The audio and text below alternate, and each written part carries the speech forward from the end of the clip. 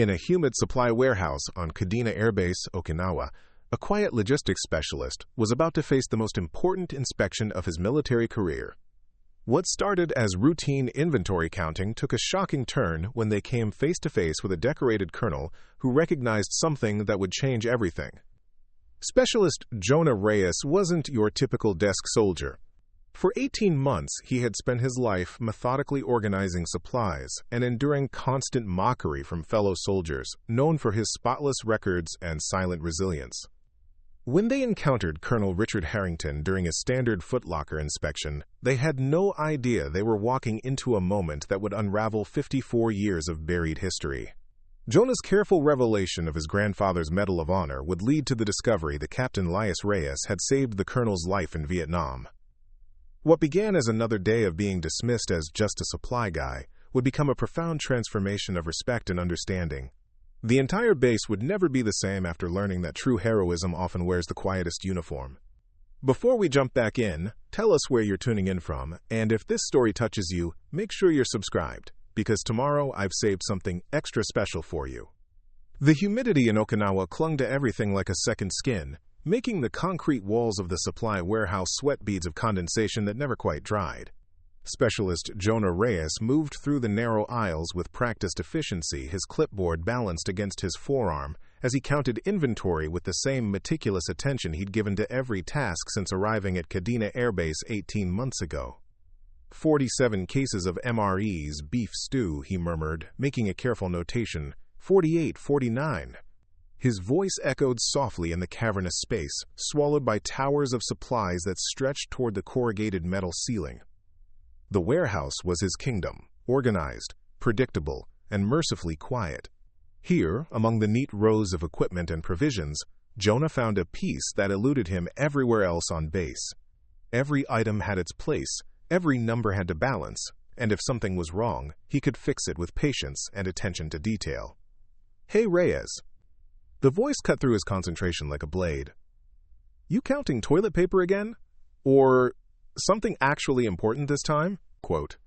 Sergeant Mason Buck Langley emerged from behind a stack of supply crates, his desert combat boots clicking against the polished concrete floor.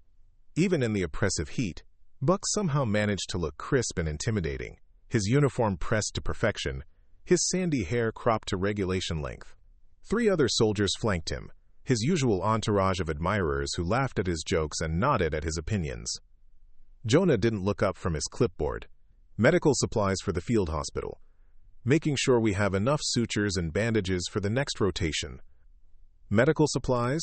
Buck repeated, his voice dripping with mock concern. How noble. While the rest of us are training for real deployments, Jonah here makes sure the band-aids are properly alphabetized. The soldiers behind Buck chuckled, but Jonah noticed that Private Malik Carter, barely 19 and still wide-eyed with the newness of military life, didn't join in. The kid stood at the edge of the group, uncomfortable but too intimidated to speak up. "Someone has to do it," Jonah said quietly, continuing his count. 53, 54. "Someone has to do it," Buck mimicked in a high-pitched voice. "Jesus, Reyes, when's the last time you even held a rifle? I bet those boots haven't seen a speck of dirt since basic training."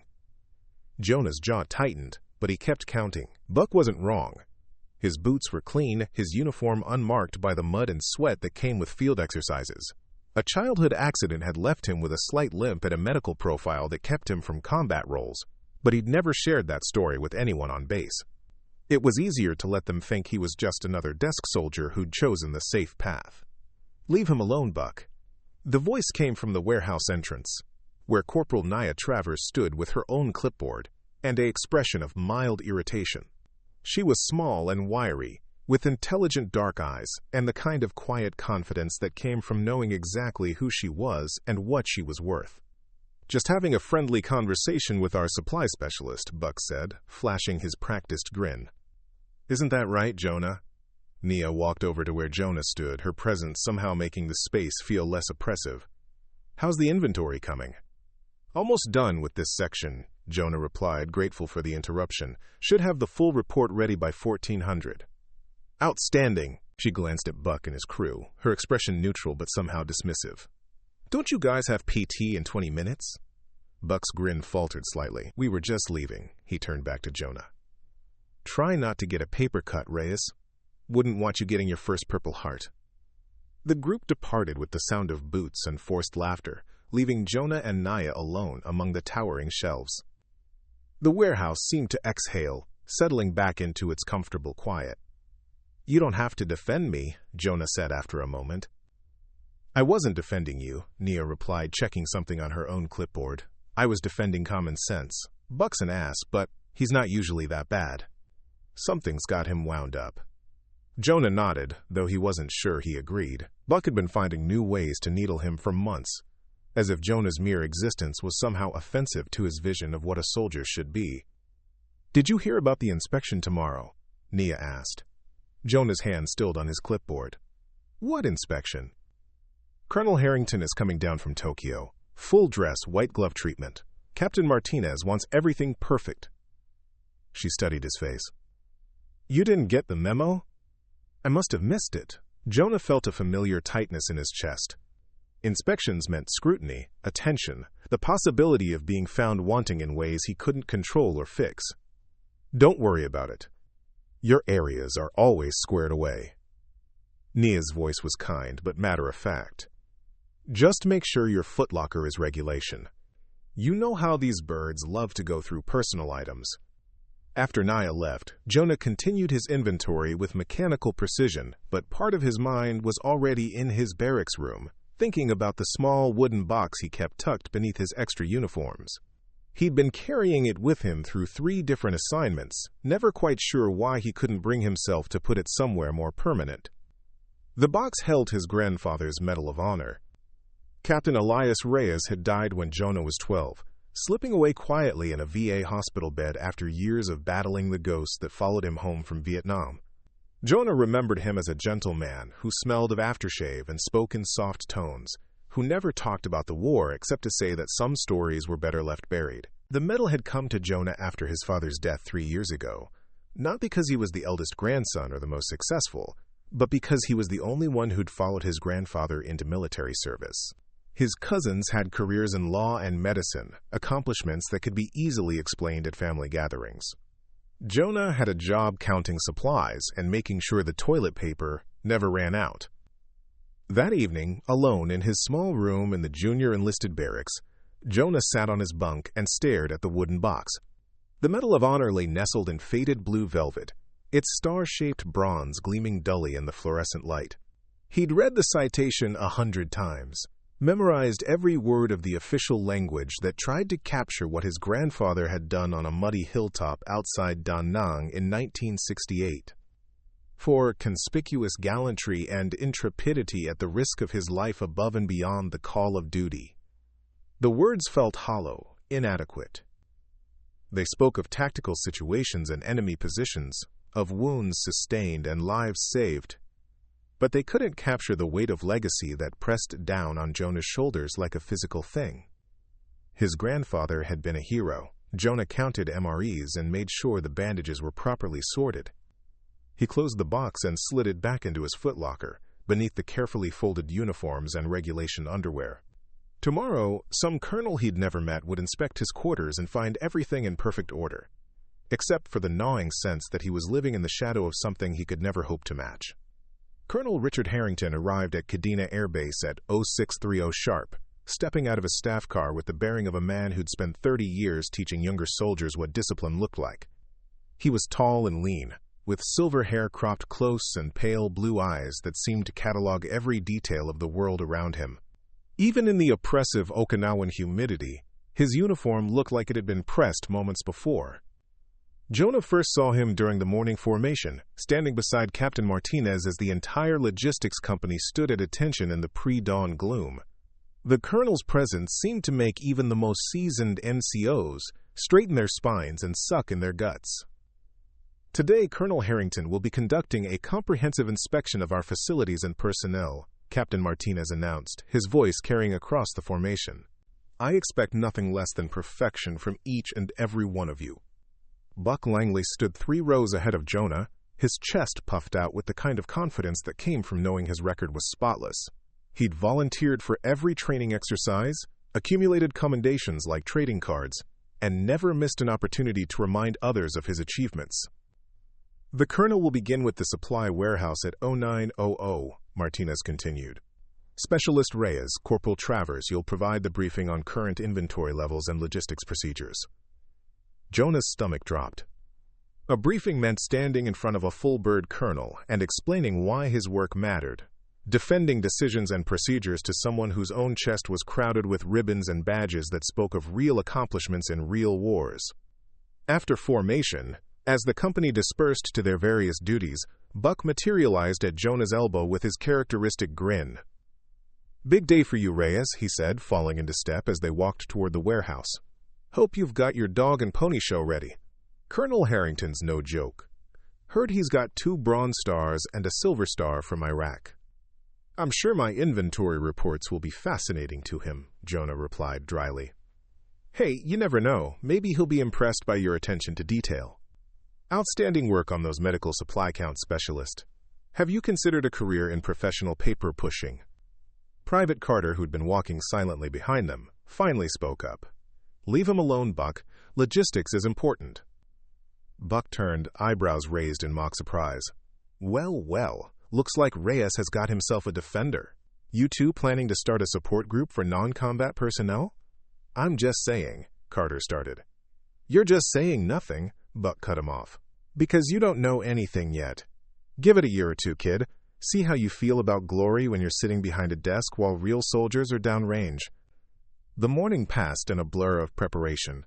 Jonah reviewed his inventory reports 3 times, organized his presentation materials, and tried to ignore the growing knot of anxiety in his chest. Naya worked beside him, calm and efficient as always, occasionally offering quiet words of encouragement. At 0855, they stood at attention in the warehouse as Colonel Harrington entered, flanked by Captain Martinez and 2 other officers Jonah didn't recognize. The colonel moved through the space with purposeful strides, his eyes taking in every detail, the organized shelving, the clean floors, the precisely labeled storage areas.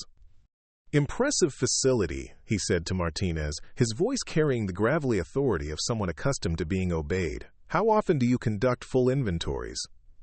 "Monthly, sir," Martinez replied. "Specialist Reyes maintains our tracking systems and ensures all supplies are accounted for." The colonel's gaze settled on Jonah, and for a moment those pale blue eyes seemed to see straight through him. "Specialist, walk me through your procedures." For the next 20 minutes, Jonah found himself explaining inventory management systems, supply chain protocols, and logistics coordination with a level of detail that surprised even him.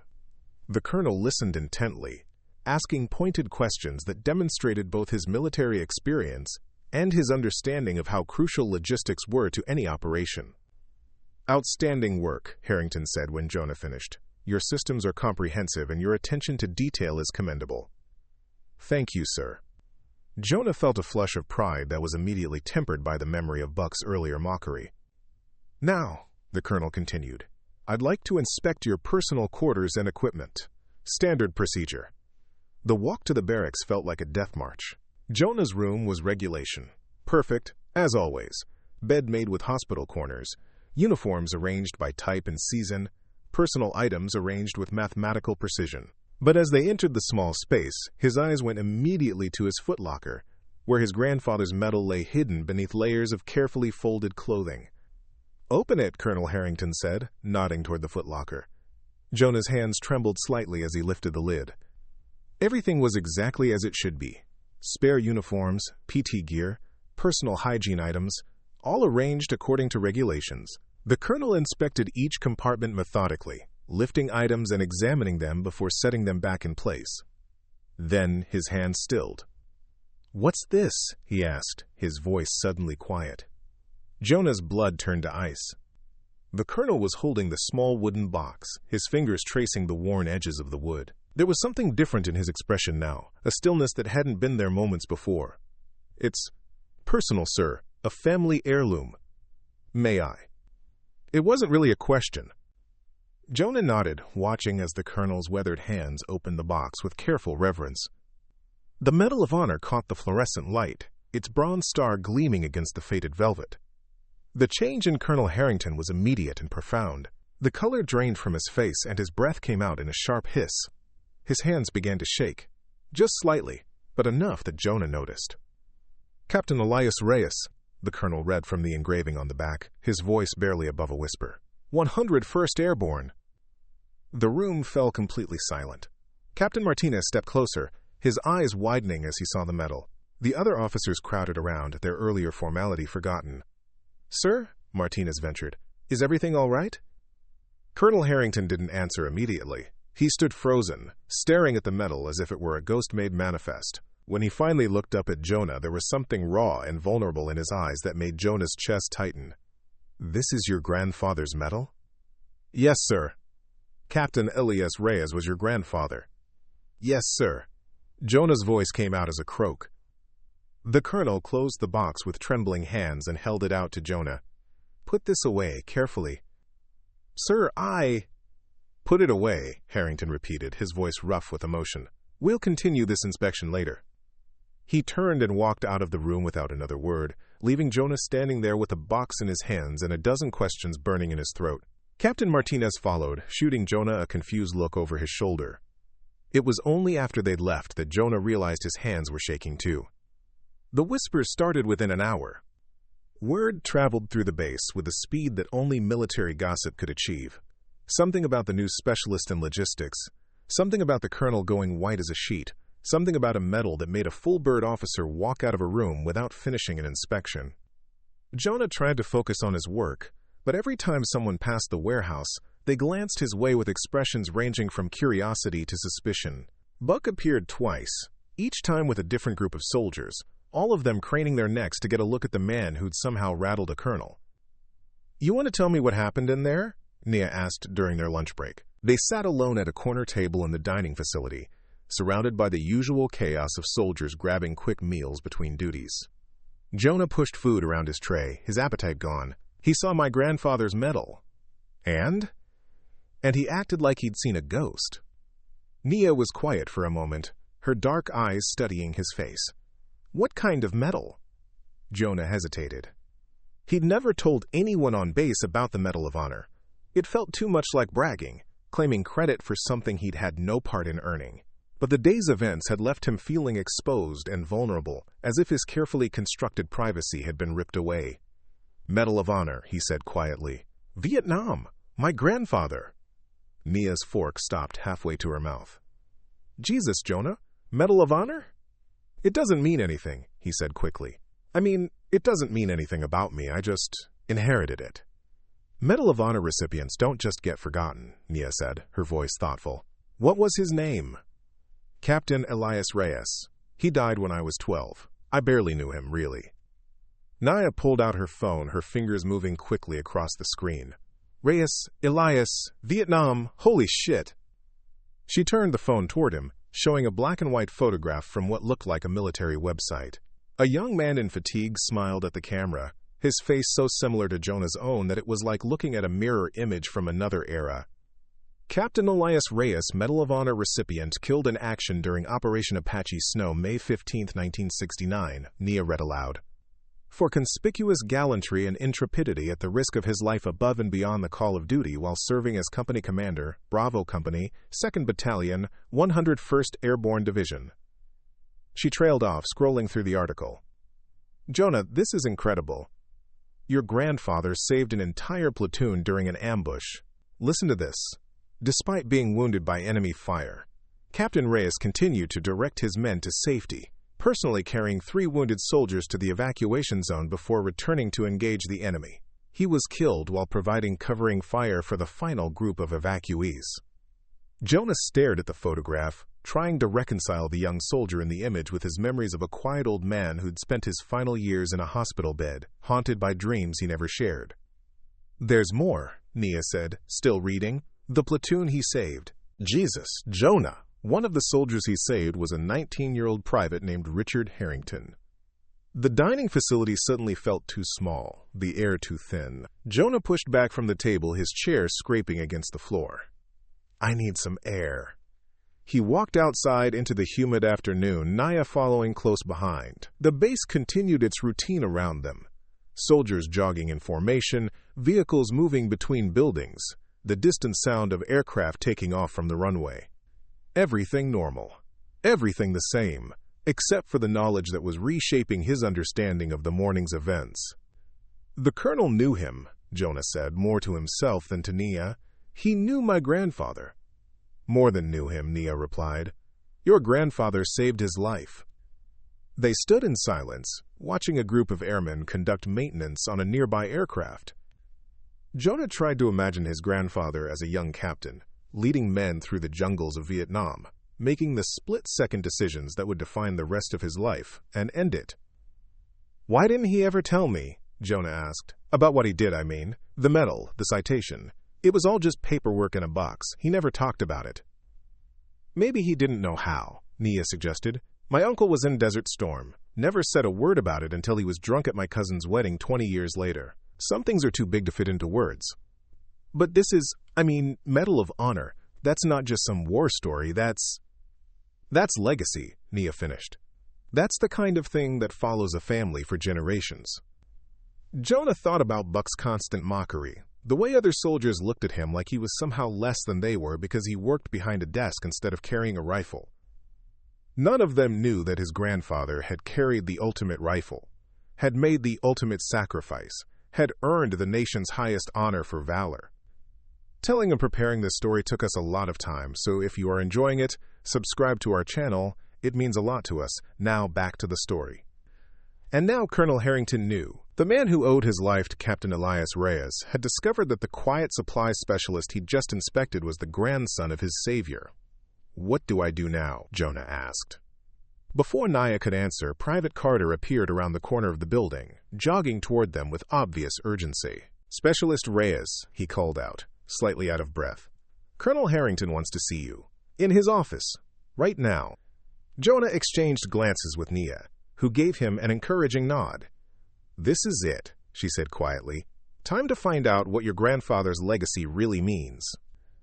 As Jonah walked toward the administrative building, his mind churned with questions and possibilities. Somewhere in that building, Colonel Richard Harrington was waiting, the man whose life had been saved by a young captain named Elias Reyes 54 years ago. The man who had spent decades climbing the ranks of the military, building a career that had been made possible by his grandfather's sacrifice.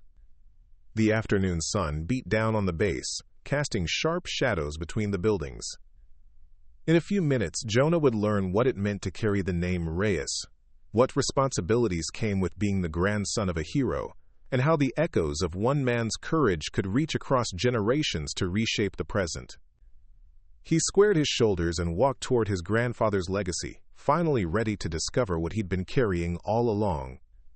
Colonel Harrington's office occupied a corner of the administrative building, its windows offering a view of the flight line where transport aircraft came and went with mechanical precision. Jonah had never been inside before. Few enlisted personnel had reason to climb to the upper floors where the senior officers conducted their business.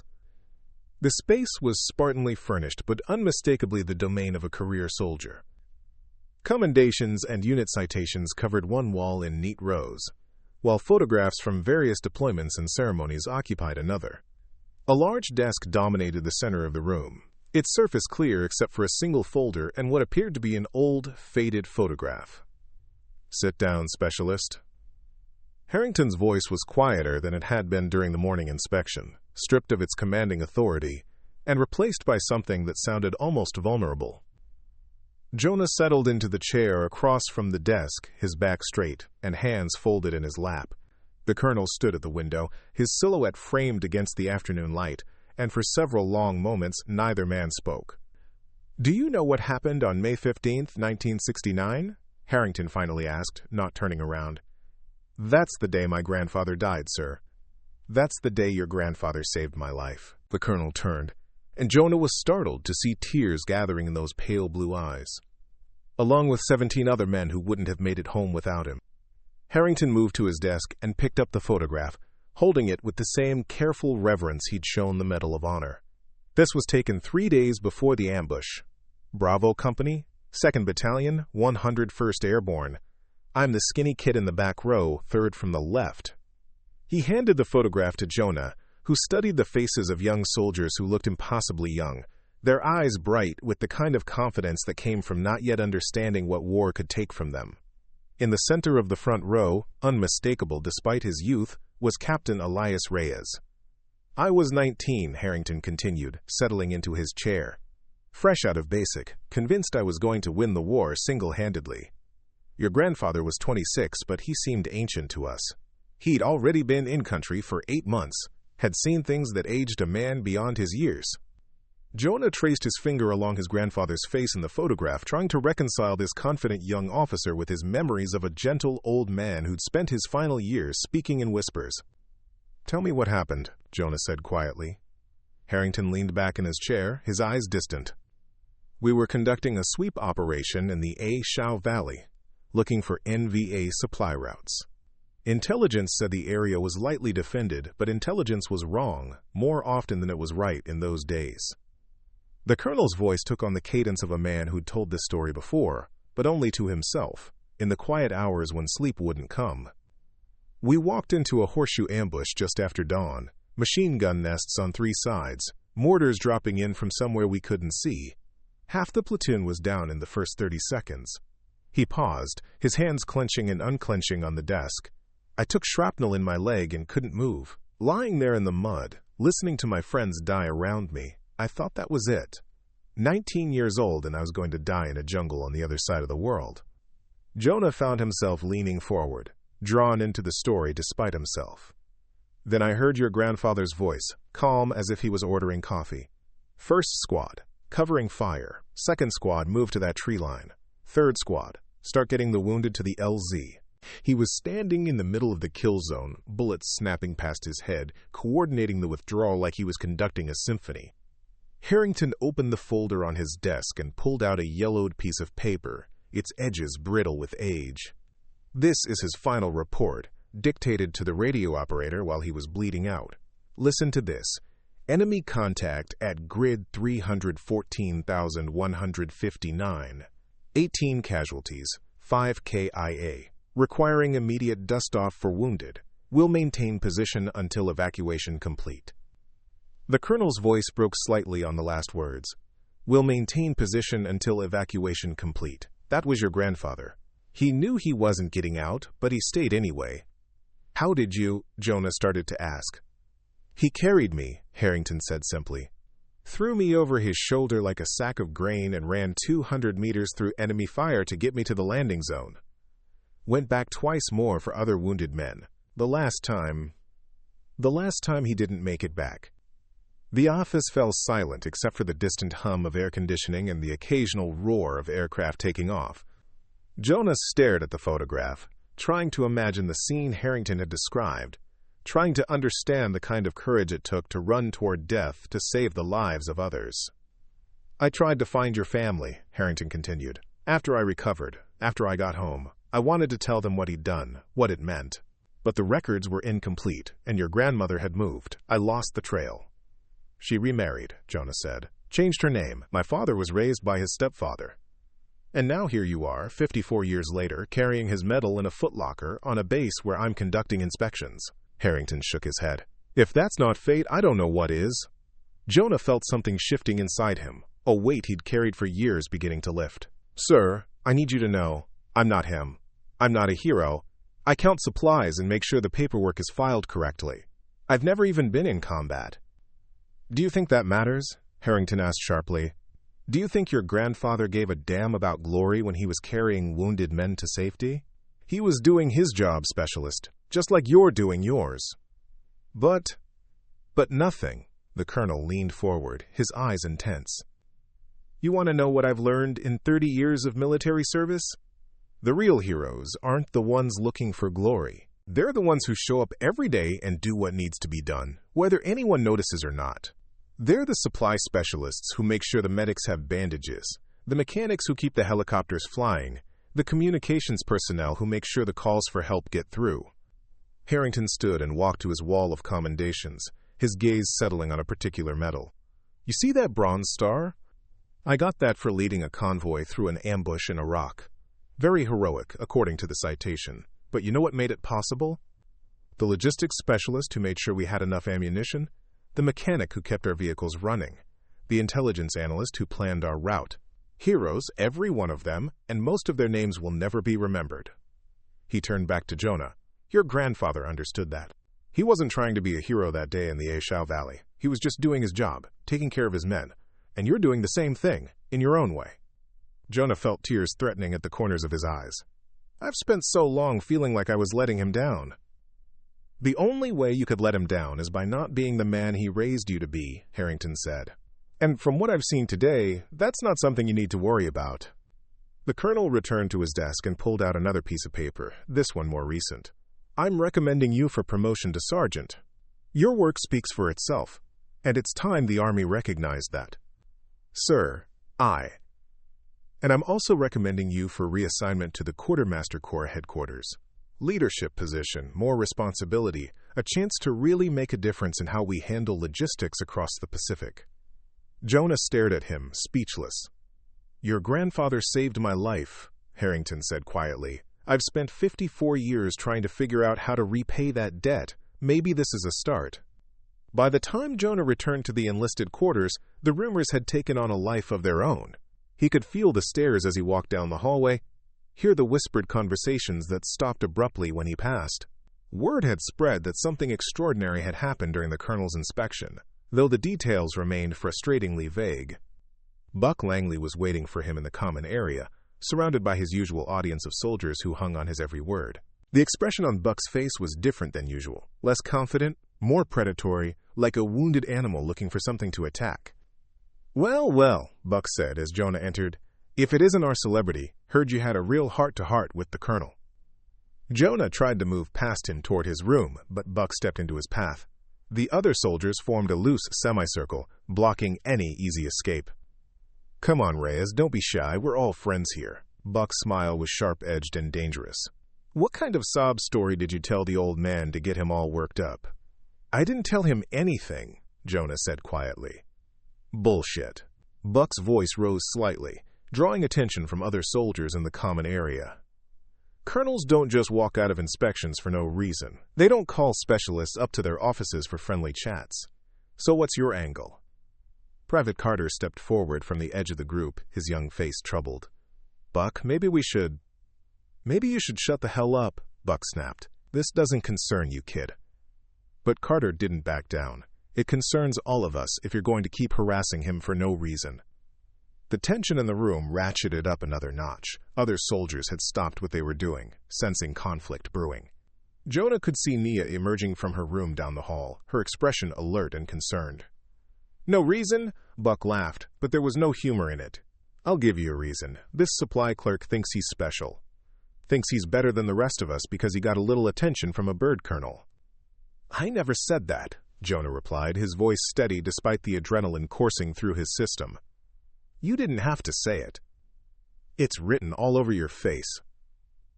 Buck stepped closer, close enough that Jonah could smell the anger on his breath. You've been walking around here for months like you're too good for the rest of us, like your desk job makes you some kind of intellectual superior. That's not. Let me finish. Buck's finger jabbed toward Jonah's chest. You want to know what I think? I think you're exactly what's wrong with the modern military. Soft, weak, more worried about paperwork than actually fighting. Something inside Jonah snapped. The months of accumulated mockery, the years of feeling inadequate, the lifetime of living in the shadow of a grandfather he'd never really known. All of it crystallized into a moment of perfect clarity. You're right, he said, his voice carrying across the suddenly quiet room. I am worried about paperwork, because when you're downrange getting shot at, you're going to want that paperwork to be perfect. You're going to want the right ammunition, the right medical supplies, the right equipment to keep you alive. Buck's eyes narrowed. Is that supposed to be a threat? It's supposed to be reality. Jonah took a step forward, and to his surprise, Buck took a step back. You think logistics doesn't matter? You think what I do doesn't count? Fine. Next time you need supplies, fill out your own requisition forms. Figure out your own inventory systems. Make your own deals with contractors to get the gear you need. The room was dead silent now.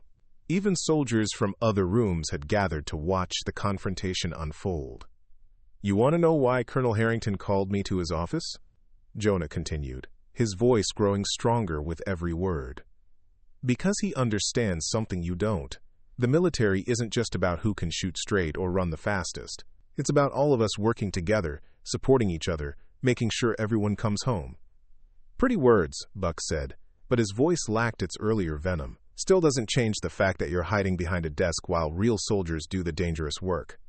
My grandfather was a real soldier, Jonah said quietly. Captain Elias Reyes, 101st Airborne, Medal of Honor recipient. He died saving 17 men in Vietnam, including Colonel Harrington. The effect was immediate and devastating. Buck's face went white, his mouth opening and closing soundlessly. The other soldiers stared at Jonah with expressions ranging from shock to awe to something approaching reverence. "That's impossible," Buck whispered. "Is it?" Nia's voice cut across the room as she joined the group. She held up her phone, showing the same article she'd found earlier. Captain Elias Reyes, Medal of Honor, posthumously awarded for conspicuous gallantry in the face of enemy fire. Buck grabbed the phone, scrolling through the article with shaking hands. As he read, his expression shifted from disbelief to something that might have been shame. "Why didn't you tell us?" Carter asked, his voice filled with wonder. Jonah looked around the room at the faces of his fellow soldiers, some hostile, some curious, all of them seeing him in a completely different light than they had minutes before. "Because it's not my medal," he said simply. "It's his. I just carry it." "But you're his grandson," another soldier said. "That has to mean something." "It means I have a responsibility," Jonah replied, "to honor his memory by doing my job the best I can, even if it's not as glamorous as what he did." Buck slowly handed the phone back to Nia, his earlier aggression completely deflated. I didn't know." "No," Jonah said. "You didn't. But that doesn't excuse the way you've been treating me. Or the way you've been treating Carter, or anyone else you think doesn't measure up to your standards." The crowd began to disperse, soldiers drifting back to their rooms or their duties, but the atmosphere in the barracks had fundamentally changed. Jonah could see it in their eyes. The way they looked at him now, the respect that had been absent before. Buck lingered after the others had left, his usual swagger replaced by uncomfortable uncertainty. "Reyes," he said, his voice barely audible, "I owe you an apology." Jonah studied him for a moment. "Yes, you do. I'm sorry, for all of it. The comments, the jokes, the way I've been treating you." Buck's hands clenched and unclenched at his sides. "I grew up thinking the only thing that mattered was being the toughest guy in the room. My old man was Special Forces, and he made sure I knew that anything less than combat arms was for weaklings." "Your father was wrong," Jonah said simply. "Yeah," Buck nodded slowly. "I'm starting to figure that out." 3 days later, Nia knocked on Jonah's door with an expression of barely contained excitement. "You need to come with me," she said without preamble. "Colonel Harrington wants to see both of us in his office." "Both of us?" "Just come on. You'll see." They walked across the base in the morning heat, past groups of soldiers conducting PT and maintenance crews servicing aircraft. The routine of military life continued around them, but Jonah felt as though he was moving through a different world than the one he'd inhabited just a week before. Colonel Harrington was waiting for them in his office, but he wasn't alone. An elderly Japanese man sat in one of the visitor chairs, his weathered hands folded over a worn leather briefcase. "Specialist Reyes, Corporal Travers," Harrington said, rising as they entered. "I'd like you to meet Mr. Yamamoto. He's a historian who specializes in American military operations during the Vietnam War." The old man stood and bowed slightly. "It is an honor to meet the grandson of Captain Reyes." Jonah returned the bow, confused but curious. "Sir?" "Mr. Yamamoto has been researching the actions of the 101st Airborne during Operation Apache Snow," Harrington explained. "When he heard about our discovery, he contacted me immediately." Yamamoto opened his briefcase and withdrew a manila folder. "I have been collecting testimonies from veterans of that operation for 20 years. Your grandfather's name appears in many of their stories." He handed Jonah a sheaf of papers, photocopied letters, transcribed interviews, official documents. "But this is what I think you will find most interesting." At the top of the stack was a letter written in his grandfather's familiar handwriting, though the paper was yellowed with age and the ink had faded to brown. "Where did you find this?" Jonah asked, his voice barely above a whisper. "In the effects of Sergeant Michael O'Brien, who served in your grandfather's company, Yamamoto explained. It was among a collection of papers his family donated to the Vietnam Veterans Memorial Archive. The letter is unfinished. It appears your grandfather was interrupted while writing it. Jonah's hands trembled as he unfolded the paper. The date at the top read, May 12, 1969, 3 days before his grandfather died. Read it out loud, Harrington said quietly. Jonah cleared his throat and began. Asterisk, my dearest Maria. If you are reading this letter, then I have not made it home as I promised I would. I hope you can forgive me for that broken promise, as I hope you can forgive me for so many others. I have been thinking a lot lately about what it means to serve, and what it means to be a man worthy of the love you have given me. When I was young, I thought courage meant not being afraid. Now I know that courage means being afraid and doing what is right anyway. The men in my company are so young, Maria. Some of them are barely out of high school, and they look to me to keep them safe, to bring them home to their families. It is a responsibility that weighs on me every day, but it is also a privilege I would not trade for anything. I think about our son often, about the man I hope he will become. I want him to know that honor is not about medals or glory. Honor is about doing your duty even when no one is watching, about protecting those who cannot protect themselves, about standing up for what is right even when it is difficult. If something happens to me, I want you to tell him that his father was proud to serve, not because of what it brought to me, but because of what it allowed me to give to others. I want him to know that every soldier, whether he carries a rifle or a clipboard, whether he fights on the front lines or supports from behind, is part of something larger than himself. Most of all, I want him to know that the greatest victory is not in defeating your enemies, but in becoming the kind of man who stands for something worth defending. A man who... The letter ended abruptly, mid-sentence, as if Elias had been called away in the middle of writing. Jonah's vision blurred with tears. He could see his grandfather so clearly now.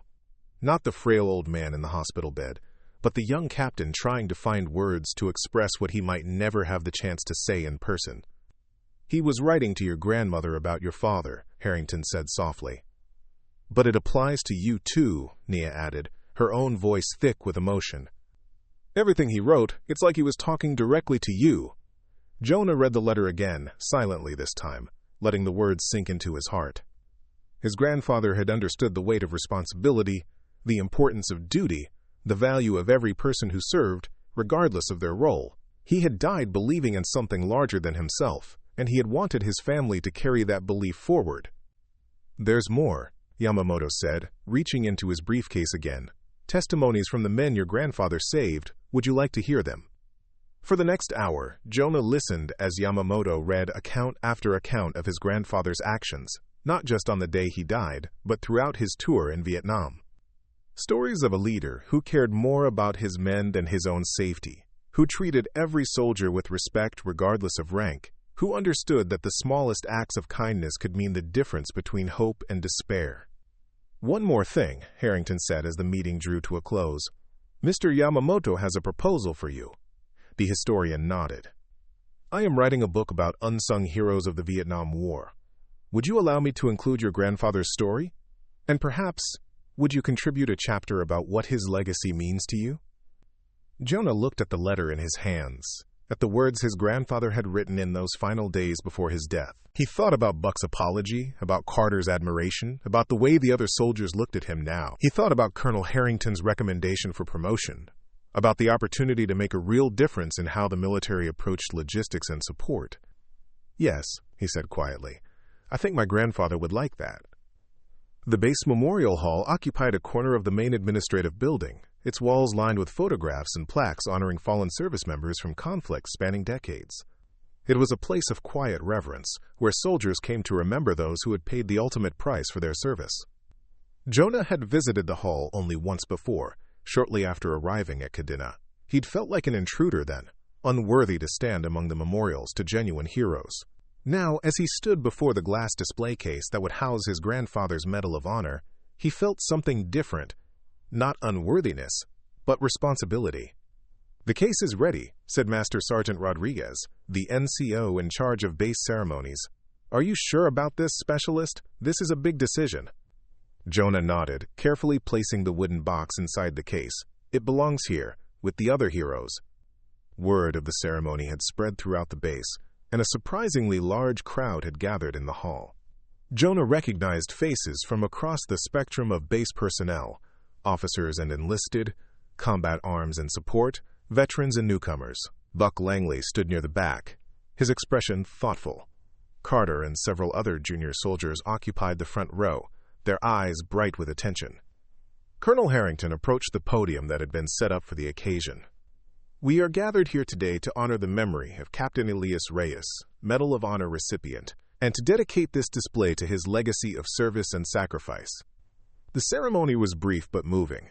Harrington recounted the events of May 15, 1969, his voice steady despite the emotion underlying his words. He spoke of courage and duty, of the bonds between soldiers that transcended rank and time. "But this memorial is not just about the past," he continued. "It's about the present and the future. It's about understanding that heroism comes in many forms, and that every person who serves, regardless of their role, is part of a tradition of honor that stretches back generations." He turned to Jonah. "Specialist Reyes has asked to say a few words about his grandfather's legacy." "Specialist?" Jonah approached the podium with careful steps, his heart pounding. Public speaking had never been his strength, but as he looked out at the assembled crowd, he found his voice. "My grandfather wrote, 'Honor is not about medals or glory. Honor is about doing your duty even when no one is watching.'" He paused, gathering his thoughts. "For months, I felt like no one was watching what I did. Like my work didn't matter because it wasn't glamorous or dangerous." He glanced at Buck, who was listening intently. "I was wrong. We all have a part to play in this mission. The medics who patch us up, the mechanics who keep our equipment running, the communications specialists who make sure we stay connected, we're all part of the same team." His voice grew stronger as he continued. "My grandfather understood that. He didn't die trying to be a hero. He died doing his job, taking care of his men. And every day, in our own ways, we have the opportunity to do the same thing." Jonah turned to look at the display case, where his grandfather's medal gleamed under the hall's lights. "This medal represents one moment of extraordinary courage, but it also represents a lifetime of quiet service, of small acts of dedication that no one ever recorded or recognized." He faced the crowd again. "To the supply personnel, the administrators, the mechanics, the cooks, the guards, to everyone who shows up every day and does the job that needs to be done, you are the backbone of this military. You are the reason we succeed. And you are worthy of honor, whether anyone is watching or not." The hall erupted in applause, led by Carter and the other junior soldiers. Even Buck was clapping, his earlier hostility replaced by something that looked like respect. After the ceremony, as the crowd began to disperse, Jonah found himself surrounded by soldiers he'd barely spoken to before. They shook his hand, thanked him for his words, shared their own stories of feeling overlooked or undervalued. "That was beautiful," Nia said, appearing at his elbow. "Your grandfather would be proud." "I hope so," Jonah replied, watching as a steady stream of soldiers approached the display case to read the citation and learn about Captain Elias Reyes. Buck approached hesitantly, his usual swagger replaced by genuine humility. "Reyes, that was something special, what you said up there." "Thank you." Quote, "I wanted you to know," Buck continued, his voice low enough that only Jonah could hear. "I've been thinking about what you said the other night, about all of us working together, and I've been thinking about the way I've been treating people." He paused, struggling to find the right words. "I want to do better." "Be better? Would you help me figure out how?" Jonah studied Buck's face, seeing genuine remorse and determination there. "It starts with respect," he said simply. "Respect for everyone who wears the uniform, regardless of what they do." "I can do that," Buck nodded. "I want to do that." As the hall finally emptied, Jonah stood alone before his grandfather's memorial. The medal caught the light, its bronze star gleaming with quiet dignity. He thought about the young captain who had carried it, the weight of responsibility he had borne, the sacrifice he had made. "Thank you," Jonah whispered to the display case, "for showing me what honor really means." He turned and walked out of the memorial hall, his head held high, ready to carry his grandfather's legacy forward into whatever came next. 2 weeks after the memorial ceremony, Sergeant Jonah Reyes stood in front of his new team of logistics specialists, the fresh stripes on his sleeve still feeling foreign, despite Colonel Harrington's assurance that the promotion was long overdue. The supply warehouse looked the same as it always had, towering shelves of equipment and provisions stretching toward the ceiling, but his perspective had fundamentally changed. "All right, listen up," he said, addressing the group of 6 soldiers who now reported to him. "We've got a situation developing with the medical supply chain. The field hospital is reporting critical shortages of trauma supplies, and we've got a C-130 full of wounded coming in from a training accident at Futenma." Private Carter, now one of his most reliable team members, raised his hand. "What's the timeline, Sergeant?" 4 hours, Jonah replied. "Which means we need to move fast and move smart." Among the faces looking at him was Buck Langley, recently reassigned to logistics at his own request. The transition hadn't been easy for either of them. Buck struggled with the methodical nature of supply work after years in combat roles, while Jonah had to overcome his own reluctance to give orders to someone who had tormented him for months. "Langley," Jonah said, consulting his clipboard, "I need you to coordinate with the medical staff. Get me an exact count of what they need and when they need it." Buck nodded sharply. "Roger that, Sergeant." It still felt strange to hear Buck address him with respect, but Jonah had learned to accept the change as genuine. The man who had once mocked him for his clean boots now approached every task with the same intensity he'd once reserved for combat training. As the team dispersed to their various duties, Jonah found himself working alongside Buck to organize the trauma supplies.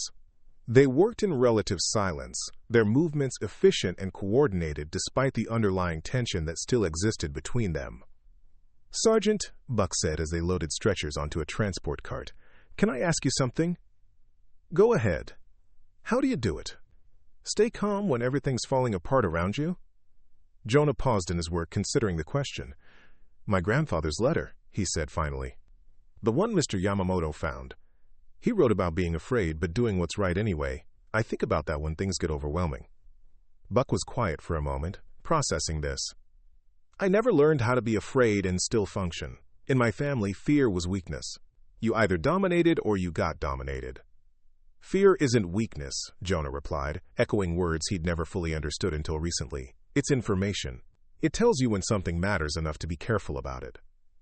They continued working, and Jonah noticed that Buck's movements became more deliberate, less rushed. The younger soldier was learning to channel his natural aggression into focused productivity. "Incoming casualty bird, ETA 15 minutes, Carter called out from the radio.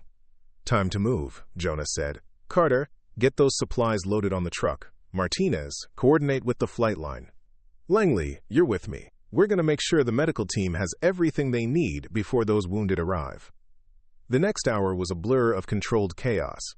Jonah found himself coordinating between multiple departments, making rapid decisions about resource allocation, and ensuring that critical supplies reached the right people at the right time. It was exactly the kind of behind-the-scenes work that had once made him feel invisible, but now he understood its crucial importance. When the crisis was over, and the wounded had been stabilized and evacuated to the main hospital, Jonah's team gathered in the warehouse to debrief. They were exhausted but proud, having successfully managed a complex logistics operation under extreme time pressure. "Outstanding work, everyone," Jonah said. "Because of what we did today, every one of those wounded soldiers got the care they needed without delay." "Feels good," Carter said, grinning despite his fatigue. "Knowing we made a difference." "We always make a difference," Jonah replied. "Sometimes it's just easier to see." Buck lingered after the others had left, his expression thoughtful. "Sergeant, I owe you more than an apology." "How so?" "You could have made this difficult for me. After everything I put you through, you had every right to be petty, to make me pay for it." Buck shook his head. "Instead, you've been nothing but professional. More than professional. You've been trying to help me succeed." "That's what leaders do," Jonah said simply. "They take care of their people, even when those people don't deserve it." "Especially when they don't deserve it," Buck added quietly. "Your grandfather would be proud of the man you've become." As Buck walked away, Jonah reflected on how much had changed in such a short time. The warehouse that had once felt like a refuge from judgment now felt like a command center, a place where important work happened and good people came together to serve something larger than themselves. 3 months later, Jonah found himself on a military transport aircraft bound for Vietnam, staring out the window at the South China Sea far below. Beside him, Colonel Harrington reviewed briefing materials for their upcoming mission, a joint goodwill project to restore a war memorial in the village where Captain Elias Reyes had made his final stand. "Nervous?" Harrington asked, noticing Jonah's silence. "A little," Jonah admitted. "I've never been to Vietnam, never really thought I would."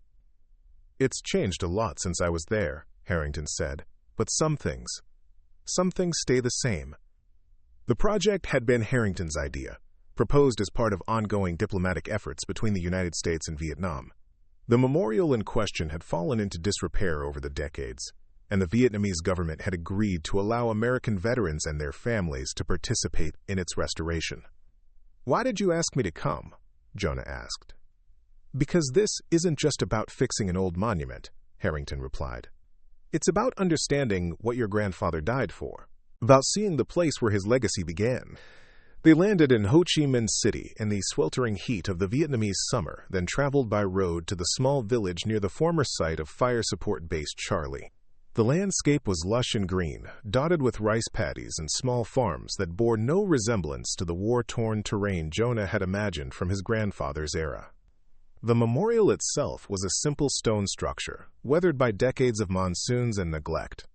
Vietnamese officials and local villagers had gathered to witness the restoration ceremony, their faces curious but welcoming. "This is where it happened," Harrington said quietly, standing at the base of the memorial. "The hill where your grandfather made his stand is about 2 kilometers that way."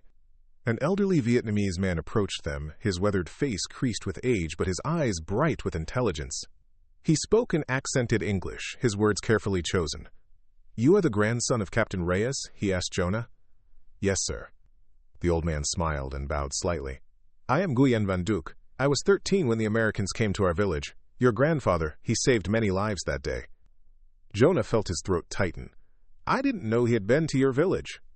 "Oh yes," Nguyen replied. "The fighting was very bad. Many villagers were caught between the armies. Your grandfather, he organized the evacuation. Made sure the children and elderly were taken to safety before he went to fight on the hill." As they worked together to clean and repair the memorial, Nguyen shared stories of that time, how the American soldiers had shared their rations with hungry villagers, how they had helped repair damaged homes, how Captain Reyes had personally carried an injured child to the medical station. "The fighting was terrible," Nguyen said, his hands carefully polishing the stone surface of the memorial. "But the soldiers, they tried to protect us. Your grandfather, he understood that war is not just about defeating enemies, it is about protecting innocent people." That evening, as the sun set over the Vietnamese countryside, Nguyen led them to a large tree at the edge of the village. Its trunk was massive, its branches spreading wide to provide shade for the small homes nearby. "Your grandfather planted this tree," Nguyen said. "The day before the battle, he said it would grow strong and provide shelter for future generations." Jonah stared at the tree in wonder. His grandfather had literally put down roots in this place, had thought about the future, even as he prepared for what would be his final battle. "He told me something that day," Nguyen continued. "He said, 'The war will end, but the tree will remain. Long after we are gone, it will stand as a reminder that even in the darkest times, people can choose to create rather than destroy.'" Harrington wiped his eyes, not bothering to hide his emotions. "That sounds like him. Even facing death, he was thinking about life." Jonah reached into his pocket and pulled out a small patch from his dress uniform, the same unit patch his grandfather had worn in Vietnam. He pressed it into the earth at the base of the tree, his own gesture of connection across the decades. "Thank you," he said to Nguyen, "for taking care of his tree, for remembering him." "We do not forget those who showed us kindness," the old man replied.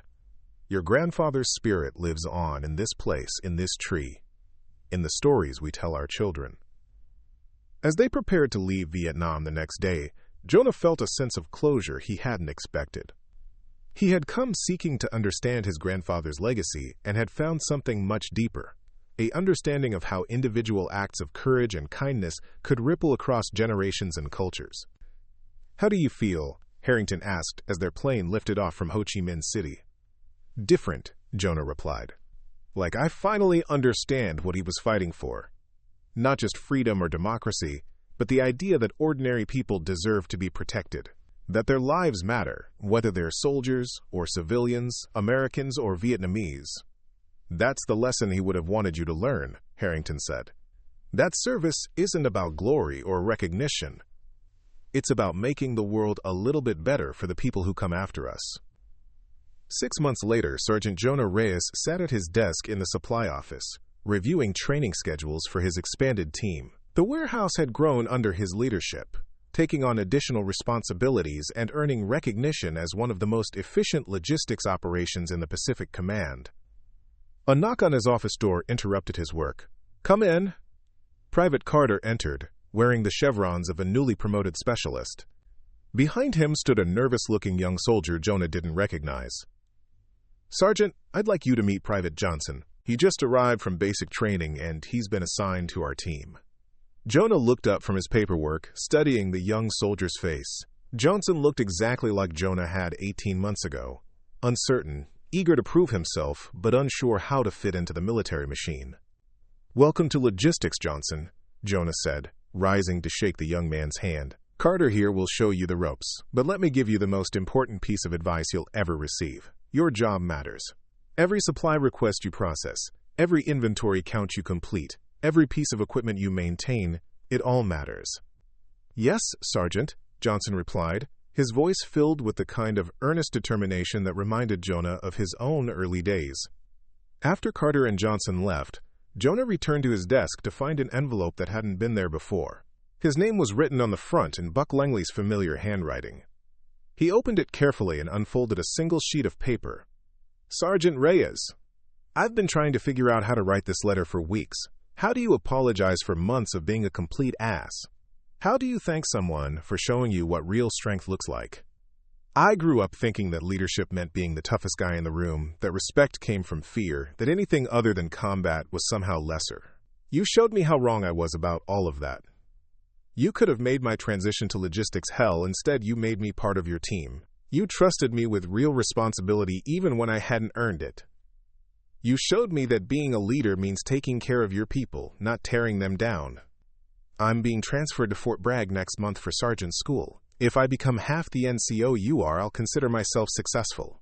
I hope someday I get the chance to pay forward what you've taught me. With respect and gratitude, Buck Langley. P.S. I heard about Johnson. Kid reminds me of someone I used to pick on.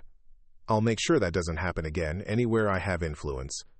Jonah folded the letter carefully, feeling a warm satisfaction that had nothing to do with vindication and everything to do with growth, both Buck's and his own. A few hours later, he walked through the base for his evening rounds, checking on various operations and ensuring everything was running smoothly. His path took him past the Memorial Hall, where he paused as he always did to look at his grandfather's Medal of Honor. The display case was never empty of visitors anymore. Soldiers from across the base made regular pilgrimages to read the citation and learn about Captain Elias Reyes. More importantly, they read the plaque Jonah had added below the medal, a quote from his grandfather's unfinished letter about honor being found in doing your duty even when no one is watching. "Evening, Sergeant." Jonah turned to find Carter approaching with his usual easy smile. "How's Johnson settling in?" Jonah asked. "Good. Reminds me of you when you first got here. Quiet, serious, wants to do everything perfectly." "And how do I remind you of me now?" Carter grinned. "Like someone who figured out that perfect isn't the point. Caring is the point." As they walked back toward the logistics building together, Carter grew more serious. "Sergeant, can I ask you something?" "Always. Do you ever regret not being in combat arms? Ever wish you had a different kind of story to tell?" Jonah considered the question, thinking about the young captain who had planted a tree in a Vietnamese village, about the colonel who had spent 54 years carrying the debt of a life saved, about the wounded soldiers who had received care because his team had done their job efficiently and with pride. "I have exactly the story I'm supposed to have," he said finally. "And so do you. So does everyone who serves, regardless of how they serve." That evening, alone in his office, Jonah began writing in a journal he'd started keeping since returning from Vietnam. It had become his way of processing the changes in his life and preserving the lessons he'd learned. "Today marks 1 year since Colonel Harrington discovered my grandfather's medal," he wrote. "I've been thinking about legacy and what it means to honor the people who came before us. I used to think legacy was about living up to some impossible standard, about somehow matching the heroism of those who came before. Now I understand that legacy is about taking the values they lived by and finding ways to express them in your own life, in your own time, in your own way. My grandfather planted a tree in Vietnam. He didn't know if he would live to see it grow, but he planted it anyway because he believed in the future. Every day, in small ways, we all have the opportunity to plant trees, to do things that will matter long after we're gone. Tomorrow I'll train new soldiers, mentor young leaders, ensure that critical supplies reach the people who need them. It's not glamorous work, but it's important work. It's my way of planting trees. And maybe someday, years from now, one of those soldiers I trained will remember something I taught them. Maybe they'll pass it on to someone else. Maybe the values my grandfather died for will continue to spread, one person at a time, one act of service at a time. That's legacy. That's honor. That's enough. Jonah closed the journal and looked once more at the small framed photo on his desk. His grandfather in Vietnam, young and confident, surrounded by the men whose lives he would eventually save. But now, when Jonah looked at the photo, he didn't see an impossible standard to live up to. He saw a reminder that every generation has the opportunity to serve, to sacrifice, and to leave the world a little better than they found it. Outside his window, the lights of Kadena Air Base twinkled in the Okinawa night. Somewhere out there, young soldiers were standing guard, maintaining equipment, coordinating logistics, and doing the 1,000 small tasks that kept the military running. They were the backbone of the force, the quiet heroes whose names would never be remembered, but whose service made everything else possible. Jonah smiled, turned off his office light, and headed home, ready to begin another day of carrying his grandfather's legacy forward, not through grand gestures or battlefield heroics, but through the steady, unglamorous, essential work of taking care of his people and serving something larger than himself. In the memorial hall, Captain Elias Reyes' Medal of Honor caught the moonlight streaming through the windows, a silent testament to the enduring power of quiet courage and the unbreakable bonds that connect one generation of servants to the next. Up next, we have 2 more incredible stories that are waiting for you. Just click the image you want to watch and it will take you there. If you enjoyed this video, make sure to subscribe. It would mean a lot.